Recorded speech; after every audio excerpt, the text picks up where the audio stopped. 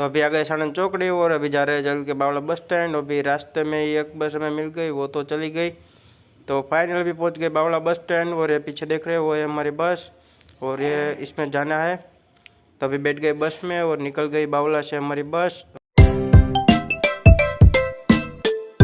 तो ये आ गए उजाला चौकड़ी और उजाला चौकड़ी से आ गए साणंद सर्कल और साणंद सर्कल से सीधे आ गए हमारे इस्कॉन। ओके, हमारी बस यहाँ तक के आने वाली थी। तो अभी आ गए इस्कॉन BRTS पे और चलो चलते हैं BRTS के अंदर। तो अभी आ गए अंदर और आ गई हमारी बस और आ गए सीधा हमारी ऑफिस बिल्डिंग के नीचे और बुला ली लिफ्ट और जाते हैं ऊपर। तो फाइनली भी पहुंच गए ऑफिस और अब मिलते हैं सीधा शाम को। अभी बज गए शाम के 8 और निकल गए ऑफिस से बाहर। और अभी रिलायंस मॉल में कुछ सामान लेना था तो ले लिया सामान और चलते हैं बाहर।